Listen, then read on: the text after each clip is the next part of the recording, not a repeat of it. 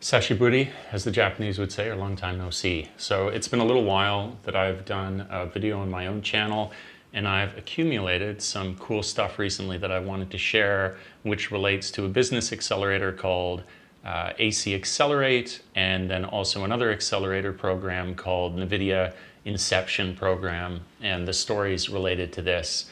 And the successes we've had recently. I wanted to share that because there are definitely before and after moments for this project that I've been working on, for the company that I'm building.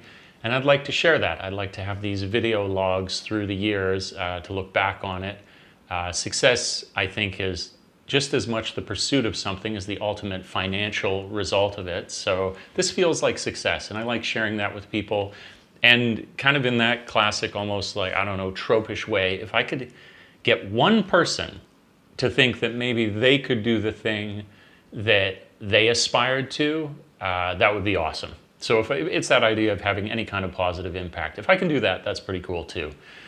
So to give more context to this story, I think it's important to understand a little bit what's going on at the business. So I mentioned in other videos, but I'll paint the picture again, that the strength that I have is equity. And this is to say that people talk about bootstrapping a company, and that means that you're doing it with your life savings. That's what I'm doing.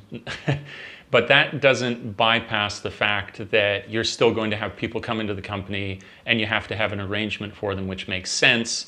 And where I can't pay lifetime career developers salaries, what I can offer is a piece of the company. And that's amazing. And we've got a great team now. It's gone up to, I believe it's 12 or 13. And we have career developers and specialists in every field. We're not doing the sort of wear all hats kind of thing. We're doing that whatever your career specialization was, that's how you're going to fit into the company. And people fitting into the company are matching that culture and accepting equity. And then we're aligned with the same passion and dream that we're going to get to this finish line. That's a huge advantage that we have, is that our team is pulling together in that way. But no matter the positive situation that creates in terms of simply producing the application, producing the software that we want to, which is Dreambook, you still are going to have an infrastructural cost to running that application. And whether that's on Amazon's AWS or Azure from Microsoft or Google, you're going to have to pay for having the app running. And over the past 2 years that I've worked on this company now, I've been aware vaguely to start with, like, you got to find angel investors, you got to find venture capitalists, somebody that's going to help you flesh out this idea. And I applied to like over 10 at this point, tons and tons of different rejections, whether it was that our product wasn't at a stage that they would be interested in, like our MVP hadn't progressed enough, or they blatantly wanted you to have revenue, or whatever the reason might be. With Canada, it's when I applied for funding there that our team was not Canadian enough, whatever it is. You have these challenges, but you keep learning and you keep pivoting. And the thing that I realized is that this infrastructural cost is really what I should be focusing on, because it's the thing that matters the most to us in terms of getting off the ground. And that, as I say, is related to that if we work for equity, the problem of salary is solved. But if you're going to run your app, you have not solved that problem where you're going to have to pay for its operation. And this got me to thinking, well, I've been applying to venture capitalists and angel investors without any sort of warm introduction, and that will very often lead to failure. Well, then what I should do is focus on, if I could get any sort of funding or assistance that would contribute to the infrastructure costs, that would be huge for us, because if people are working for equity, then once that's solved, you have solved the question of financing your business, and it would be able to grow and scale so long as you had that covered, so long as you had the infrastructure accounted for. So I did what most people do these days, or I would suggest that you do. If you have an idea, you can flesh it out on GPT or Grok or Gemini, whatever one of these you want to speak to. And I asked, are there in Canada any sort of accelerator programs that would assist you with getting these kind of credits for AWS? AWS is what we've chosen to develop on. because our back-end engineer, our platform engineer, has a lifetime experience with AWS. And when I looked that up, I optimistically discovered that there were 4 different accelerator programs in Canada that could assist you with getting credits on Amazon's platform. So I did the application process, and I got not rejections even immediately from 2 of them, but they said that their programs were on pause, and so they're not accepting any more applications. That's fine. And then the 2 remaining I actually thought were the best of the 4 that I had applied to. Those were still active. After about a week, I got a response back from what I viewed as the best one. It's called AC Accelerate, and it is ranked #1 in Canada as a private accelerator for business. If you don't know what an accelerator is, it can be a private or publicly run company that assists businesses that are startups. And so they'll have a bunch of resources, whether that's credits for your infrastructure, mentorship, assistance with like legal elements of your business if you're creating NDAs or stockholder agreements, this kind of thing. They help businesses that are startups get going. So AC Accelerate got back to us and said, you've passed the initial application phase. We'd like to actually have a conversation with you. And to me, this meant vetting the company and figuring out how serious we are. What is our pedigree? What is our history? Is it just a couple of dudes, or is there a full team together here that's working on this project? How viable is your goal that you're shooting for? So running in parallel to that, as we had already applied to AWS, and I talked about this in another video, we got $1,000 from AWS, which lets you do like a little bit of testing initially. That's how much money that's going to cover. And when we spoke to AWS, putting this Accelerate part of the story on hold for a second, when we spoke to AWS, the people there suggested to us the Nvidia Inception program. And they said that even if you do not have funding yet, they've seen cases where if you get accepted to that program, that you can get up to $25,000 US towards your infrastructure, which would be massive for us. Like that's a lot. That would be maybe a half a year.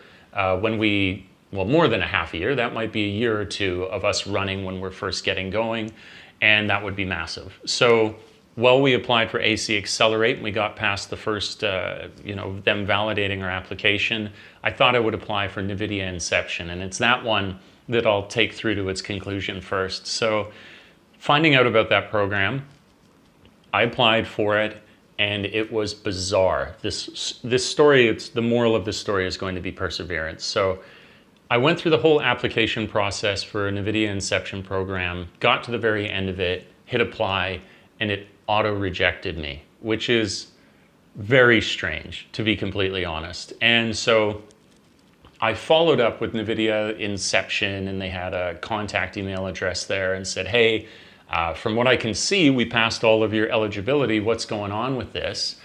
And it took about 4 days for me to get a response, but I did get one back from a representative who will remain nameless. And they said, oh, well, thank you very much for asking us to do a manual review. The reason that you were rejected is because you need to have an operating company website, which I kind of laughed at. And I was like, oh, well, this is horrible and great news because, well, first of all, we do have a functioning website. And second of all, I guess it's great because if that's what the problem was, there was no reason to reject us. We should be able to fix this. And so I responded back and said, oh, yeah, exactly what I just said a moment ago. We do have the website. You can check it out here. We put that in our original application.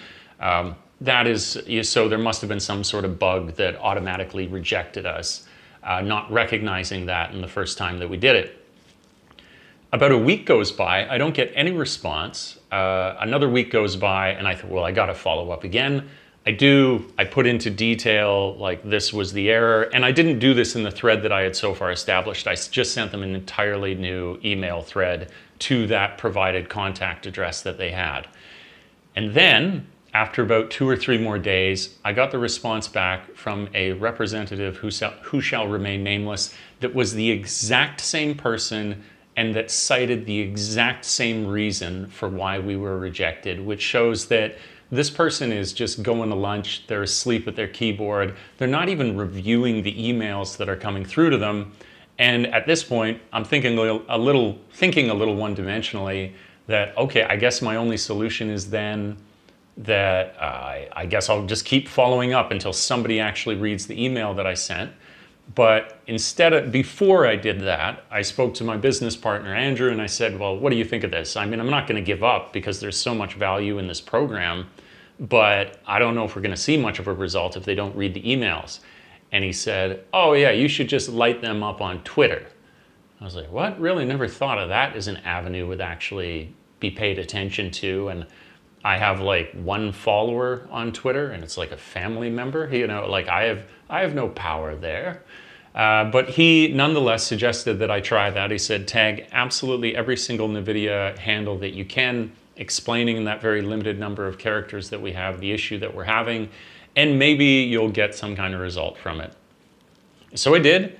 And then within 24 hours, I got a response to my email saying, oh, we apologize, we've reviewed, we've done a proper manual review, and we can tell that you obviously do have a website and should be eligible to at least apply for the program. And it was corrected. So try everything that you can. As I say, the sort of moral of this one is perseverance. Because we kept trying, this was like over a month that this all unfolded. To go through Twitter in the end paid off, was useful to us.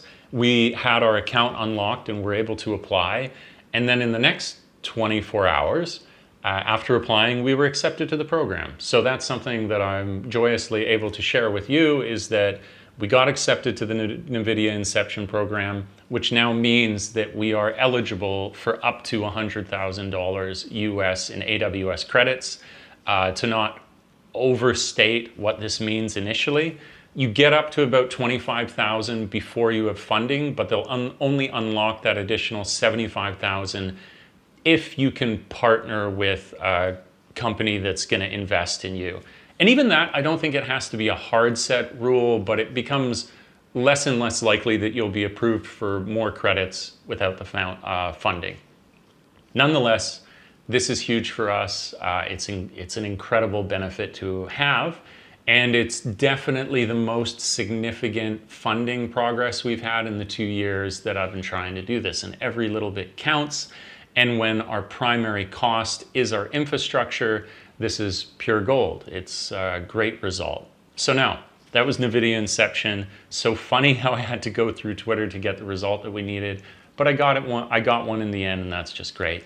Returning to the Accelerate program now, this other incubate program that you could have in Canada, got past the initial application, got into a phone call with their representative, their like project manager, and that went very well. I had the feeling that it would, if only because I've spoken at length and so much about what we're trying to accomplish and planned it so meticulously now that I can feel comfortable knowing if anybody has questions about the business, the weak point isn't our vision, how well we've planned, the people on the team. It mostly boils down to now when I speak to people who might help, whether they want to or not. You can tell usually within 5 or 10 minutes if people are on the same page as you, if they want you to succeed, or if you're an interruption to their day and they would rather be on lunch. Not the impression I got. It really does seem like a group that wants you to succeed, and had one more conversation with them where we brought in other members of our team. We got our CMO, our CFO, our CTO. The 4 of us went into a conversation with their representative. I think that finally validated the company, and they officially asked us to join the program. And as I say, it's significant, if only in this sort of prestige of it, that it is the #1 private accelerator program in Canada. I'll put the link in the description of the video. They're based in the East Coast in Ontario, and they collaborate with the University of Waterloo. They have a very good reputation. A few other statistics that I could hit you with are that they have worked from, I believe they were founded in 2006, and up until this point, they've worked with 1,000 startups. They're currently working with a new batch of 100. And in that time, they've generated, through the warm introductions and additional assistance they've gotten for funding, $1.7 billion in funding for these startup companies that they work with. Another fascinating stat that can come out of the conversation with them is that you have the funding, that's 1.7 billion that investors have put into the companies that they've collaborated with, but then you have what you would call their portfolio value, which is not just the amount that investors have put into the companies, but what is the revenue that has been generated so far by those companies that have worked with the program. And that is $7 billion. So they're working with successful startups. They're not working with poorly planned, poorly thought out, poorly driven, poorly led efforts. They're working with groups that are passionate, do have a clear goal, do have a pathway to their success, and they're reaching it. So I'm very excited about that, obviously, because as I say, it was about 2 years doing what I thought was kind of the obligatory rejection period where you don't have enough traction. People don't take you seriously when they should take you seriously, and when it would be quite optimistic for people to do so, they absolutely will not. So it seems, I think, almost ahead of schedule that we're actually getting people to take the effort that we've made more seriously, and that's great. And then the sky is no limit, as I like to say. I think from here, we're very careful about how quick we want to do things. A part of the conversation with AC Accelerate was, they said, are you looking to fund in the next 6 to 12 months? And I said, actually, we're not in any special rush. This is related to a number of things, conversations I've had with our CFO, Jennifer. She's awesome, lifetime career based out of San Francisco, Silicon Valley, working with people there. She knows what she's talking about. Books that I've been reading recently as well is that there's a lot of entrepreneurs and founders that rush into this expectation like they should get funding right away, where they might not even have a meaningful product yet. And also, if you get funding pre-revenue, you're not making any kind of money yet, you are not in a position of power to negotiate with a VC or angel investor when they are going to get equity from the company. Whereas, if you can independently develop your MVP, bring it to market, get this market fit, start to make some cash, then when you come to that time where you're having a conversation with one of these investors, now you can do so from a position of authority, and you can likely get a better valuation of what your company is. And that means that when somebody invests, they're going to get less of your company for more money because your company is worth that much more. So our strategy is and will be that we are in no special rush to get investors. It's definitely a part of the plan, but we want to do so very, very carefully. The more and more I read about it, actually, investors can really screw up your business, because where at first you're only beholden to whoever is guiding your effort. If you bring an investor and they're really hands-on, well, now you might have to listen to them, and you're deprioritizing your customer, and you're focusing more on this, almost like it's a customer, this VC that wants to see a return on their investment. So more than happy to slow play that, but to be able to get warm introductions from something like AC Accelerate would be, in the long run, incredibly beneficial to us. So happy to have the relationship. A big cornerstone to their whole program is mentorship. Happy to have mentorship. Somebody always knows something that you don't know. And I'm sure there's useful conversations that I could have from this, albeit that we have an incredibly experienced team. I'm probably, well, aside from, we have some interns working with us at this point. I was gonna say I'm probably the least technically minded, but that's not always what you need. You need to have a quite holistic sense of what you're trying to accomplish, a clear vision of the thing that you're trying to create.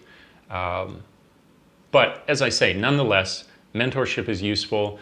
I point to that even with the people that I have worked with so far in the company. They are my mentors. I look at, for those gaps in my knowledge for the interns that have joined us, they are my mentors. There are things they know that I will not, for us having different experiences, and that's awesome.